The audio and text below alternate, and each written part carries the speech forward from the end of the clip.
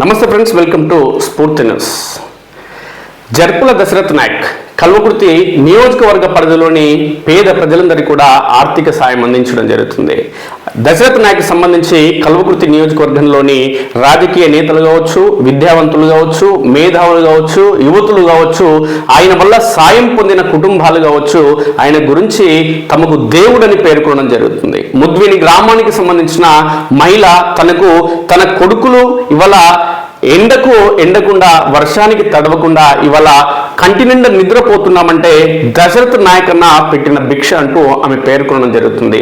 తనని కన్న తల్లిదండ్రులు కానీ, తనతో పేగు పంచుకొని పుట్టినటువంటి అన్నదమ్ములు కానీ, లేదంటే తమ బంధుమిత్రులు కానీ, తమ కులానికి సంబంధించిన వ్యక్తులు కానీ, తమ గ్రామస్తులు ఎవరు కూడా తమ కష్టాన్ని, తమ ఇబ్బందులను పట్టించుకోలేదు. ఇంకా రాజకీయ నాయకుల పరిస్థితి అనేది ఆలోచించాల్సిన అవసరం లేదు. కానీ దశరథ్ నాయక్ అనే వ్యక్తి తన కష్టాన్ని తెలుసుకొని, తమ గ్రామానికి సంబంధించిన వ్యక్తి కానప్పటికీ తన కష్టాన్ని తెలుసుకొని, తమ పిల్లలు పడుతున్నటువంటి ఇబ్బందులు తెలుసుకొని మాకు ఇల్లు నిర్మించి ఇవ్వడం జరిగింది.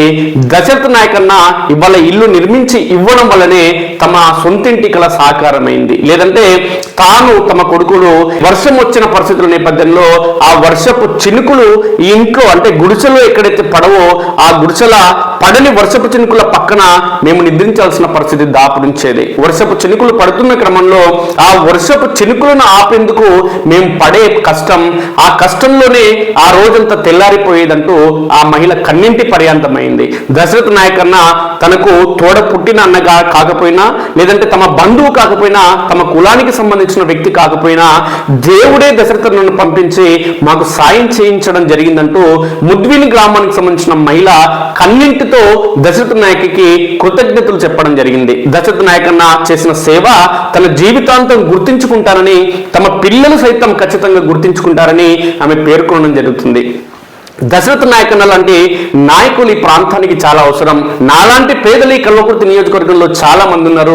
గ్రామీణ ప్రాంతాలు, పల్లెలు, అదేవిధంగా తండాలకు సంబంధించినటువంటి అనేక కుటుంబాల్లో ఆర్థిక ఇబ్బందులు కావచ్చు, కుటుంబానికి సంబంధించిన గొడవలు కావచ్చు, ఇతర అంశాల నేపథ్యంలో అనేక మంది కుటుంబాలు అల్లాడడం జరుగుతుంది. దశరథ్ నాయక్ అన్న లాంటి వ్యక్తి నియోజకవర్గానికి లేదంటే మండలానికి, ఒక గ్రామానికి ఒక వ్యక్తి ఉంటే ఆయా గ్రామంలో నియోజకవర్గాల్లో సమస్యలు అనేది ఉండదు. సమస్యలను పరిష్కరించేందుకు పుట్టిన మరో మహాత్ముడు దశరథ్ నాయక్ అన్న నా దృష్టిలో.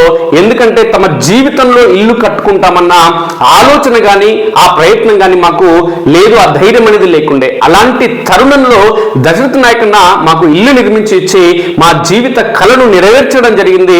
దశరథ్ నాయక్ అన్న జీవితాంతం నేను గుర్తించుకోవడంతో పాటు నా కన్నీటితోనే ఆయన కాళ్ళను కడుగుతున్నట్లు ఈ సందర్భంగా దశరథ్ నాయక్ కృతజ్ఞతలు చెప్పడం జరిగింది.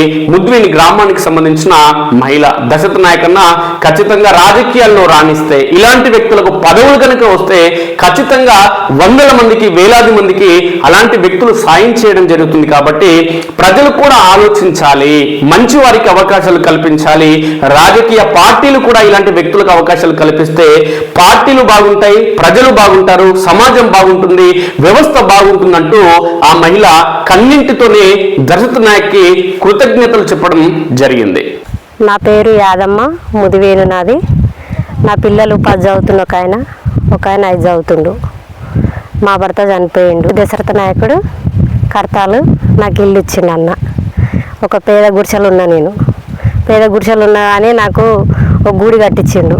దేవుని కంటే ఎక్కువ భావిస్తున్నా అన్న. నేను ఇంత సాయం మా ఊళ్ళో ఎవరు చేయలే నాకు. అన్న వేరే ఊరికి వచ్చి నాకు ఇంత సాయం చేసిండు. అన్న మేలు నేను ఎన్నడూ చచ్చిపోయిన రోజులు నేను మర్చిపోను. నేను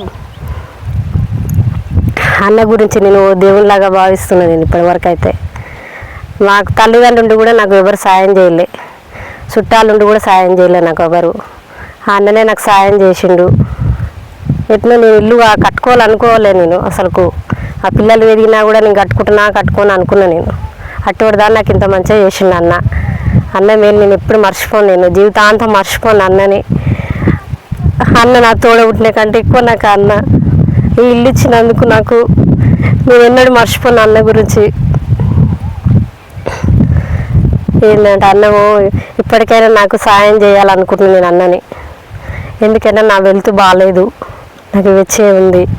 మా ఆయన చనిపోయిండు, నాకు అన్న ఇంకా సాయం చేయాలి, అన్నని ఇంకా నేను మర్చిపోను, నేను జీవితాంతం నాకు ఇప్పటికైనా ఇంకొక దారి చూపించాలని చూస్తున్నాను.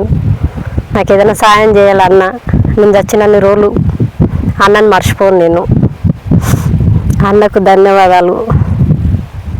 మస్తు ఇబ్బంది ఉండేది, వర్షం వస్తుంటే ఆడగిన్నె పెట్టుకునేది, పిల్లలని నేను వేసుకుని ఒక మూలకు వండుకునేది, ఆ సింకులు వస్తుంటే పిల్లలను తడుచుకుంటూ ఉండేది, ఈడంగా వస్తుంటే ఈడంగా జరుపుకుంటూ వండుకునేది పిల్లలు నేను. అట్లా అంటే అన్న నాకు ఎంతో సాయం చేసిండు. ఆన వస్తుంటే కూడా ఓ పక్కకు ఇట్లా గిన్నెలు పెట్టుకొని పక్కకి ఇట్లా వండుకునేది నేను సార్ మేము. అట్లా అన్నని నాకు ఎంత మంచిగా చేసిండంటే అంత మంచిగా చేసిండు. ఇప్పుడు గుడిసెలు ఉన్నా కానీ ఒక ఇంట్లో వండుకుంటే అన్న వండుకున్న అన్ననే, నిద్రలో అన్ననే మర్చిపోము మేము.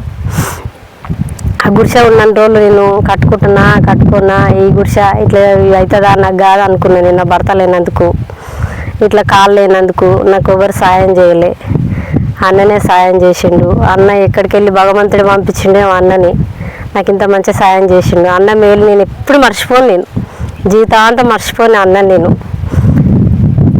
అన్నకి ఇప్పుడు ధన్యవాదాలంటే ధన్యవాదాలు.